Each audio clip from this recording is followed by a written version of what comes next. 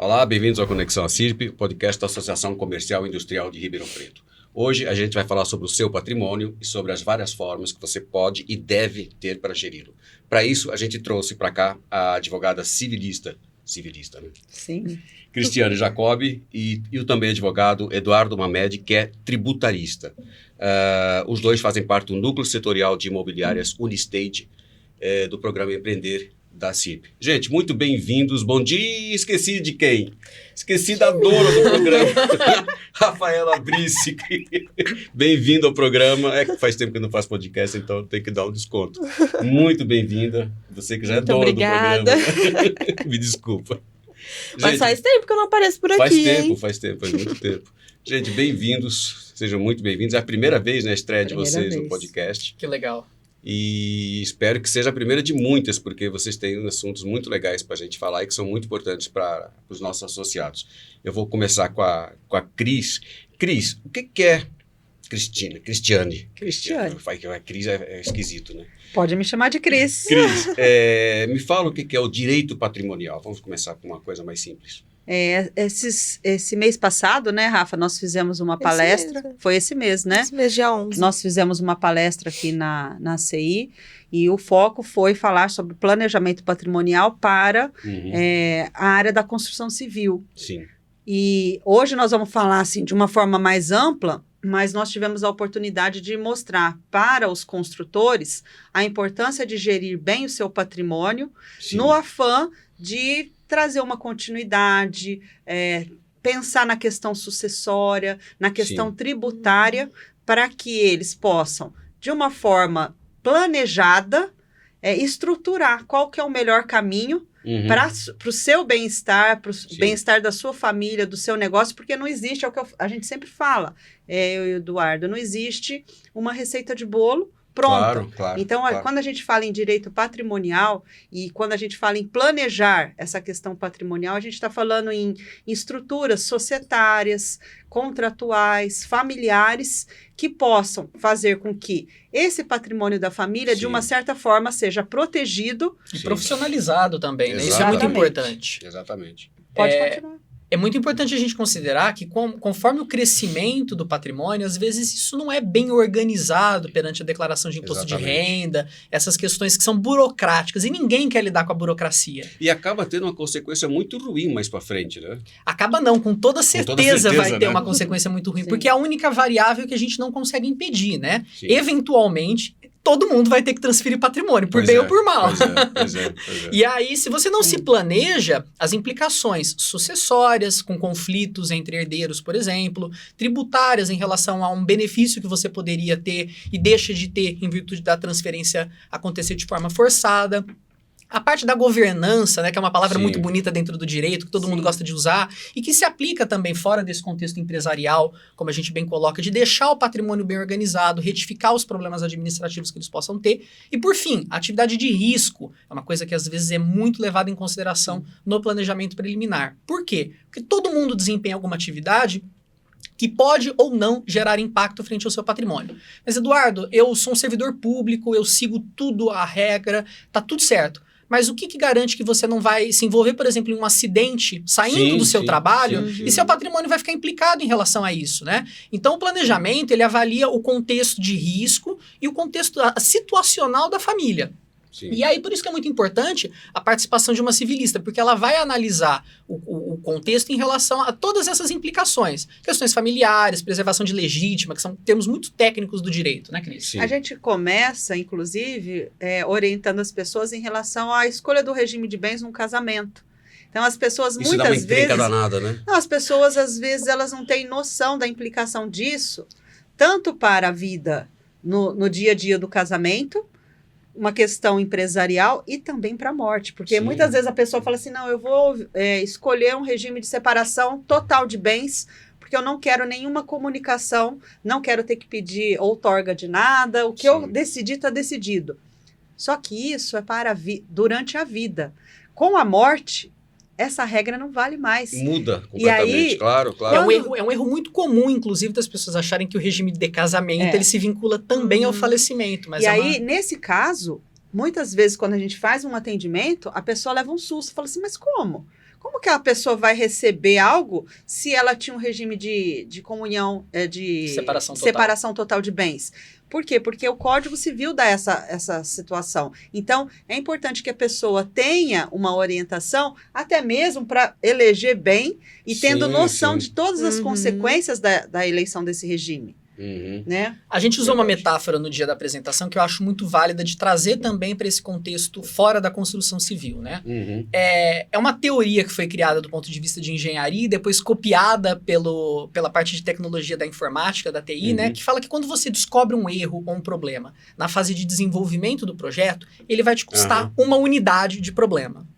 Quando você tem que corrigir esse erro já na parte de projeto de execução, ele vai te custar 10 unidades de problema. E aí, quando você não o descobre ou não o corrige e tem que fazer isso na pós-operação, ele vai te custar 100 vezes o problema. A estruturação de um planejamento sucessório e tributário mal executado lá atrás, ela vai te custar na mesma proporção, 10, 100 vezes mais lá na frente em virtude de uma decisão mal tomada. Essa é uma questão cultural até no Brasil, das pessoas acharem que advogado é custo e não investimento. A partir do momento que você toma decisões, especialmente em relação à parte familiar, sucessória e tributária, a maior parte dessas decisões tendem a ser irretratáveis ou muito difíceis de serem corrigidas, né? E aí tudo se torna muito mais custoso, muito mais traumático e muito mais dificultoso de resolver. Claro. E é importante também a gente pensar que tudo está interligado. Não existe algo que você fala assim... Vou fazer e está de uma forma estanque, isso aqui está protegido. Não é assim que funciona. Né? Então, quando a gente começa a ter uma visão mais ampla, você muda a mentalidade. Numa questão sucessória, por exemplo, estava até comentando com a Rafa antes da gente entrar, de uma reunião que eu participei, para uma questão de partilha sucessória dentro de um processo de inventário, com muitos herdeiros, muitas cabeças, cada um pensando de uma forma, com uma defendendo criação. Seus próprios interesses, né? E aí, quando você vê o nível de litígio, o nível de problema e de dissonância que pode acontecer por conta de uma falta de planejamento do falecido, vamos colocar assim, que ele poderia ter pensado melhor, trazido seus herdeiros para entender o que é vocação de um, o que é vocação do outro, como que isso poderia ser construído pela família. Várias vezes eu construí isso com a família sentada na mesa. Então, a gente não espera o óbito para depois ver as consequências. Na prática, é uma gestão de crise, né, que você faz. É exatamente isso. Né? É uma antecipação de problemas, porque os problemas eles vão existir. Claro. Dependendo da situação familiar, você tem membros que têm aptidão para uma questão. Se você tem empresas que estão sendo geridas de forma familiar, essa transferência ela é extremamente caótica, porque você tem uma série de burocracias sucessórias para serem realizadas às vezes até a empresa para, né? Porque dependendo da forma como o contrato é redigido, o contrato social... Você não pode tomar decisões. A empresa você não pode para. tomar decisões, exatamente. Há um tempo atrás eu fui num estabelecimento que era um restaurante e eu simplesmente estava só com cartão de crédito, que hoje em dia é comum. Eu comi no restaurante e na hora de pagar, eu fui ver, não aceitamos cartão de crédito. Eu falei, meu Deus, vou ter que lavar a louça. Aí eu perguntei, falei, mas como assim? O que aconteceu aqui? Aí eles foram me explicar. Nós não podemos fazer diferente de receber se não for com dinheiro, porque tudo está bloqueado em razão do óbito do proprietário. Aí eu falei, olha, então nós vamos... Na época não era Pix, tal, não tinha essa coisa toda. Falei, olha, gente, então nós vamos ter que conversar porque eu tô desprevenida. Então você vê, olha o impacto que pode causar numa empresa, porque a empresa parou. Eu imagino, naquela época era um pouco mais comum, mas hoje, praticamente, eu não uso dinheiro há muito tempo. Não. Eu uso dinheiro de plástico, né? Todo mundo usa.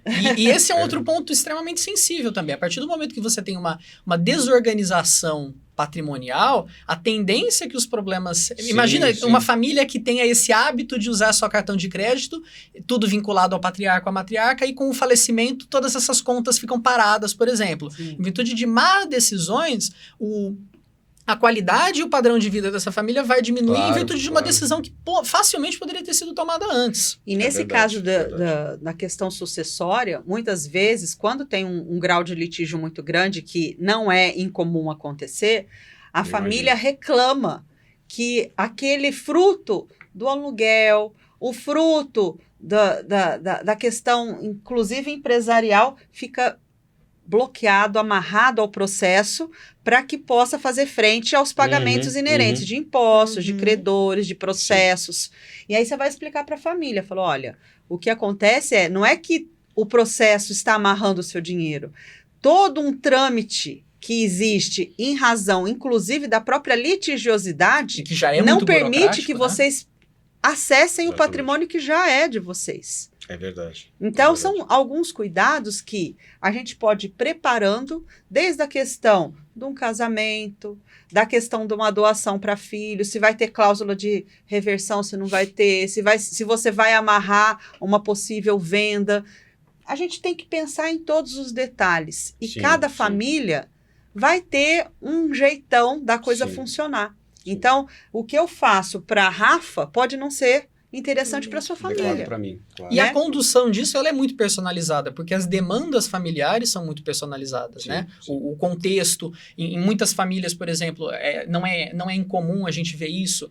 O relacionamento dos filhos é muito bom, então as questões que demandariam um planejamento pensando no litígio entre herdeiros, ele deixa de acontecer. Sim. Em outros você tem uma relação muito delicada e complicada, então em virtude disso você tem que se antecipar em relação a esses problemas. E é legal nisso, porque às vezes nós temos clientes em comum, né, que a gente tem um trabalho legal de civilista com tributarista. São complementares, né? Verdade. E em alguns casos, um em especial, a família se dá super bem, não tem questão nenhuma, só que o impacto tributário para o contexto da família hoje justificava um planejamento, uma criação de uma série de mecanismos que nós estamos elaborando e ele, como tributarista, consegue alocar os recursos nos lugares corretos com as cláusulas devidas para que essa família, na hora do óbito, eles tenham uma tranquilidade em questão do impacto tributário. Claro. Principalmente, se você quiser falar um pouquinho da questão do impacto tributário com essa reforma que aconteceu. Eduardo, eu vou te pedir só um instantinho, porque agora eu vou colocar a Rafaela na conversa, porque ela está quietinha aqui do lado. Eu só observando esses assuntos que é muito importante que a gente não tem o conhecimento a respeito, né? Principalmente desse planejamento que tem que ser feito antes mesmo, para que tudo isso não aconteça no pós, né? Eu sou o pior exemplo, porque eu sou a criatura mais desorganizada que existe na face da Terra. Você era. Agora você vai passar a ter uma mentalidade de planejamento. Deus te ouça. Ô, Rafa, o núcleo da qual a Cristiana e o Eduardo fazem parte, faz parte do Empreender, que é um programa que já está conosco há mais de 2 décadas, né? Me fala um pouquinho desse programa que está dentro da CIRP há tanto tempo e que é tão importante. É isso mesmo. A Cris faz parte do Núcleo Setorial de Imobiliárias, né, da Unistage. E o programa Empreender, ele é existente na CIRP desde 2002, então há 20 anos aí, né? 22 anos. 22 anos. E nós trabalhamos com núcleos setoriais do mesmo segmento ou multissetoriais que têm como objetivo o desenvolvimento e fortalecimento desses empresários. São 19, é isso? São 20 núcleos. Eu nunca acerto esse número. São 20, Então 18 segmentados. Já fiz umas 30, 20 entrevistas com a Rafael, nunca acertei o número. É, isso mesmo. Então, são 18 segmentados e 2 que são multissetoriais, que é o SEMEC, que é só para mulheres, e o outro que é o multissetorial de empreendedores, né? Que se encaixa para todos que têm interesse em participar, né? E com todos esses núcleos, com todos esses empresários, nós trabalhamos o associativismo, que é essa união de empresas para ações conjuntas. E quais são essas ações? A parte de capacitação, com cursos, treinamentos, consultorias, mentorias, palestras, eventos, enfim. As missões empresariais, que são visitas em feiras em outras cidades para atualização do segmento. As rodadas são super bacanas. As rodadas de negócios, né? Que inclusive... Eu já participei. São fantásticas. É muito bacana. E agora um novo formato. Novo formato. Inclusive, nós vamos ter uma no final de outubro. A última, né, desse ano, para a gente encerrar com chave de ouro aí. A troca de informações e experiências, que é um dos ganhos mais ricos que nós temos, que de repente o problema que um empresário esteja passando, outro já tenha passado, ele consegue ajudá-lo de alguma forma, né? Enfim, tudo de acordo com a demanda e com o objetivo que é estabelecido no início do núcleo e no decorrer do tempo também. Então, o nosso único objetivo aí é fortalecer esse empresário diante do mercado competitivo que nós temos atualmente. E como é que eu faço para participar do Empreender. Por exemplo, eu trabalho em determinado setor da produção e eu quero montar um núcleo. Você tem que ter um número mínimo de empresas, é isso? Isso, a gente pede, no caso, 4 empresas, né, Do mesmo setor, do mesmo segmento, Sim. tá? Ou então, se de repente não for viável a abertura daquele núcleo, ele pode se encaixar em um desses que é Sim. multissetorial, como eu mencionei, que no caso é o SEMEC ou o multissetorial de empreendedores. Rafaela, se alguém Tá. quiser entrar em contato contigo, com a Bias ou com o Paulinho, como é que faz? Pode entrar em contato através do telefone, WhatsApp, né, 16993846457, que nós explicamos tudo isso que eu mencionei aqui, né, a gente detalha tudo certinho, explica os núcleos que nós temos, no nosso site também da ACIRP está bem detalhado isso, né, na aba dos nossos benefícios do programa Empreender. Legal. Tem todos os núcleos que nós temos ativos no departamento e também nas nossas redes sociais, que é Empreender ACIRP. Tem todas as ações que a gente realiza, tudo que a gente faz no departamento. Ô, Cris, e para participar do Unistage, isso é dislexia, como é que faz? O nosso grupo é um grupo de imobiliárias, né? É um grupo pequeno, que por hora nós não estamos trabalhando a abertura para outras empresas, porque nós estamos com alguns projetos. Não, a gente já se estruturou, né? Já tem 2 anos, Rafa? Né? Já tem 2 anos, eu acho. 22, né? É isso mesmo. E nós já estamos estruturados, nós estamos com um grupo bem coeso, e o nosso foco são imóveis com gestão de exclusividade. Então, a gente tem um trabalho de buscar construtores ou até mesmo proprietários que queiram vender e trazer para a gente a oportunidade da gente trabalhar esse imóvel com exclusividade. É uma criação de cultura, né? É um hábito que o brasileiro não tem, né? Todo mundo coloca em várias corretoras. Isso é legal justamente porque você tem um vínculo, né, de a gente tira aquela questão de simplesmente eu vou pegar seu imóvel, vou colocar ele na prateleira, e sim, eu tenho um vínculo, eu tenho um contrato formalizado com o cliente, que eu vou investir mais em campanhas, eu tenho prazo, eu tenho prazo da exclusividade, então é meio que uma questão de honra, você fala, meu Deus, eu tenho que vender esse imóvel, então, em detrimento de outros que você não tem exclusividade, você vai direcionar a sua atenção para ele, então ele não fica esquecido.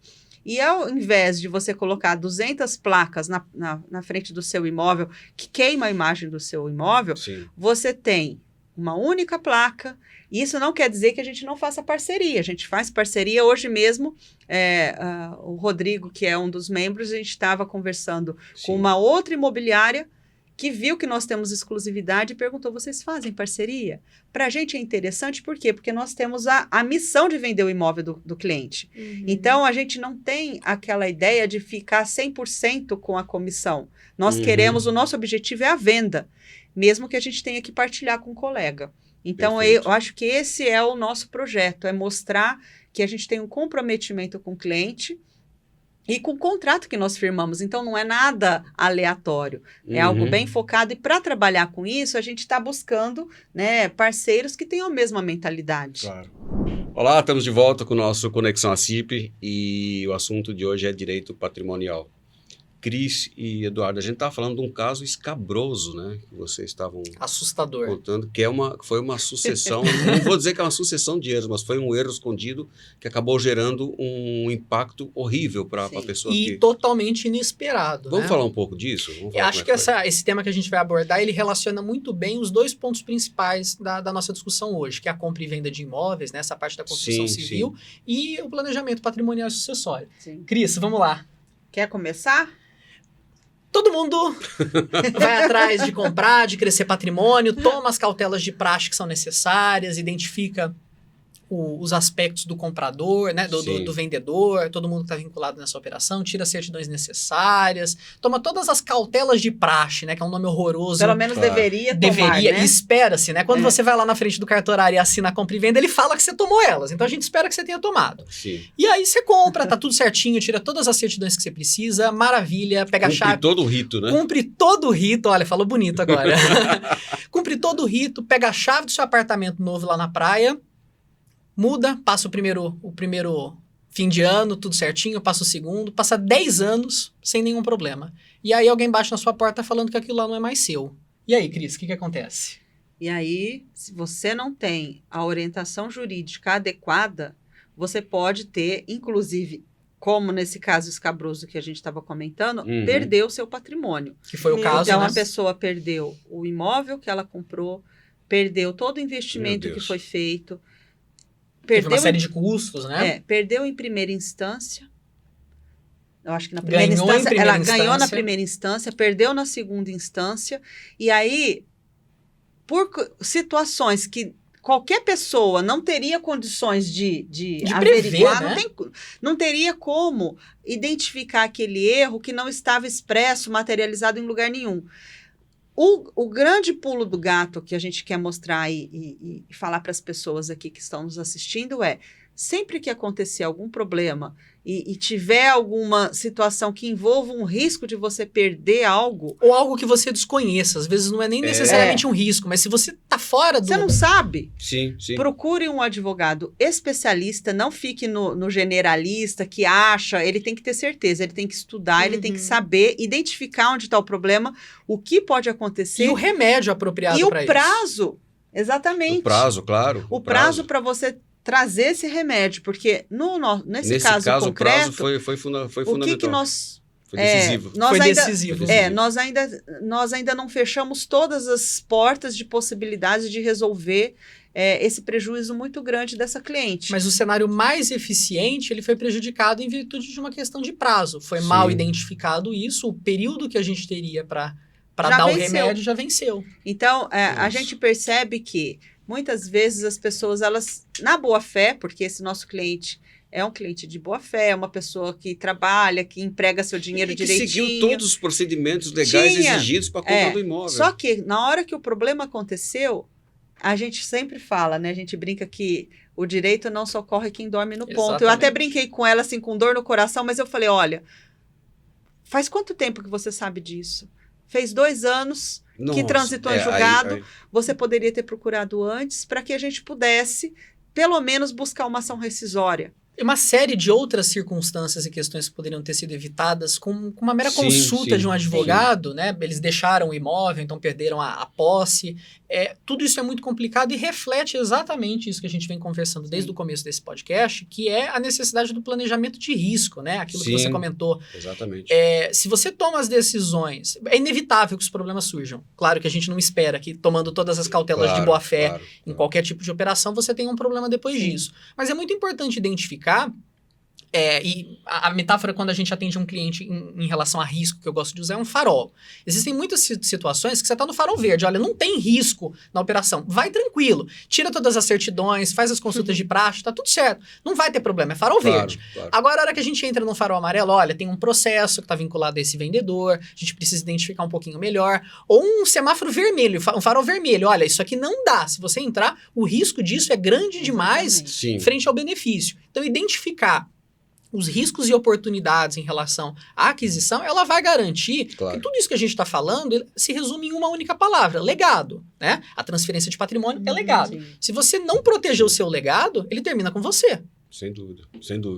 E essa questão tributária que todo mundo já está ouvindo na televisão, de cabelo em pé, ouvindo nas redes sociais. Por quê? Porque tem mudança prestes a acontecer já agora no início do ano. Então, a gente tem alertado as pessoas que querem pensar nesse planejamento, agora é a hora.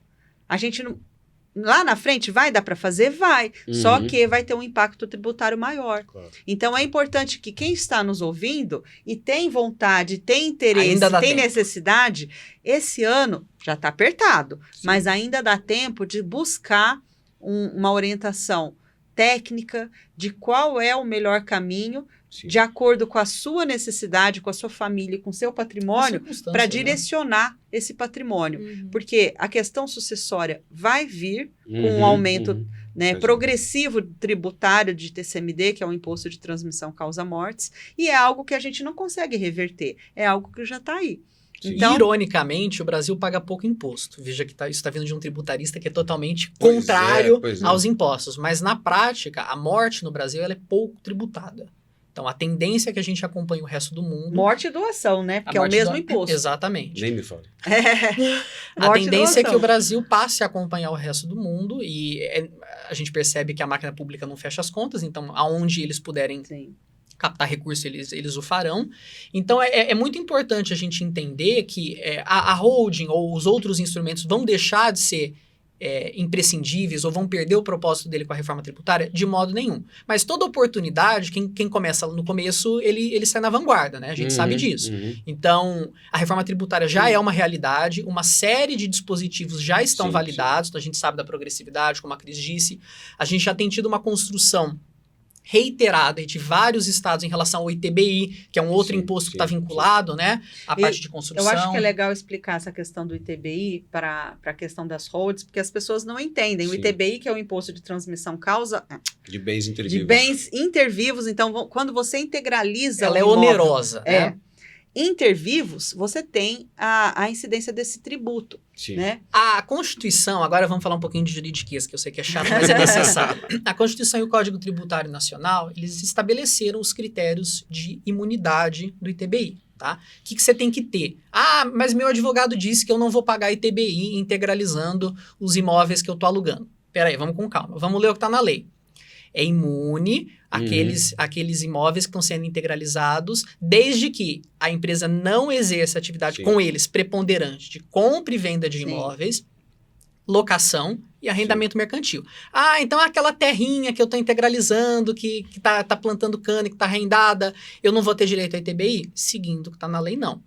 Por muito tempo e por uma série de vacâncias, né, de janelas que a lei dava, muitos municípios estavam permitindo a conferência de imunidade. Que a gente tem percebido, até pelo volume e pelo aumento dessas questões tributárias, as pessoas estão procurando, está ficando cada vez mais difícil. Na prática, todo mundo que tenha um imóvel que vai alocar, vai fazer compra e venda ou vai fazer arrendamento, você vai ter que pagar o ITBI. Sim. Então, a tendência é que o ITBI também seja modificado no médio prazo, né? E tudo isso vai prejudicar só uma pessoa na operação, que é o contribuinte. Então, quando a gente se antecipa e toma as melhores decisões possíveis... Mas é legal falar o seguinte, porque às vezes a pessoa fala, nossa, não vou ter direito à imunidade.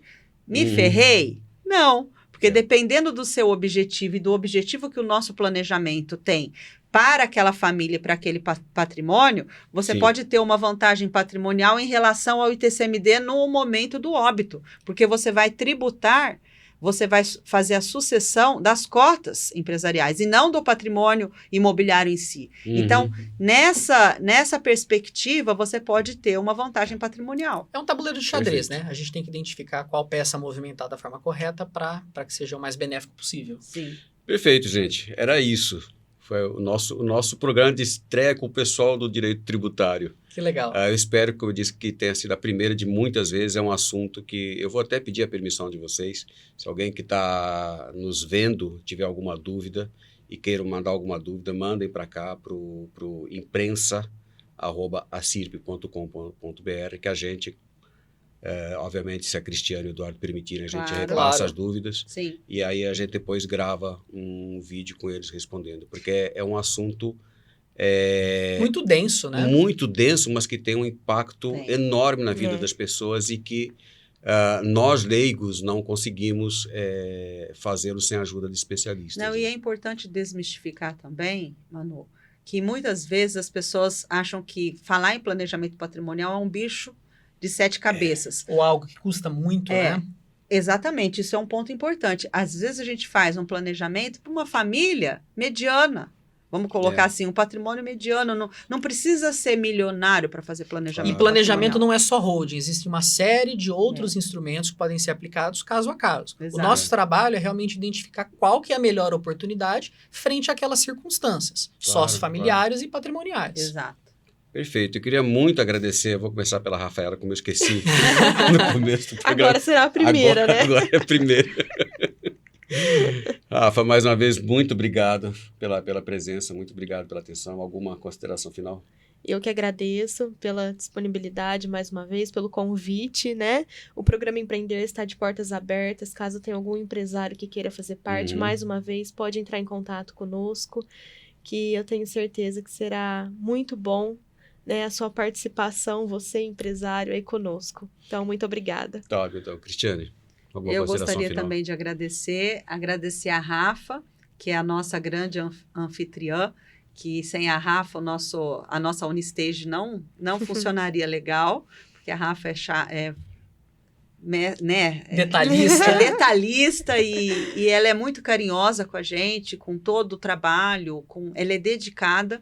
Então, eu realmente convido as pessoas a conhecerem o Empreender. Para a gente faz muita diferença e é muito bom. Perfeito, Eduardo. Obrigada, Cris. É muito importante a gente sempre fomentar o diálogo, né? E estar perto de pessoas que passaram por situações como nós. Então, essa troca empresarial em um ambiente em que todos estejam juntos, ela é muito rica. E também é importante agradecer vocês pelo convite, pela participação. Imagina. E para todo mundo que está nos escutando, né? Que aguentou a gente aqui um tempão falando de um monte de coisa chata. Tá ótimo, então. Gente, mais uma vez, muito obrigado a todos que nos ouviram até agora. Foi um prazer e até o nosso próximo Conexão CIP. Um abraço a todos. Um abraço.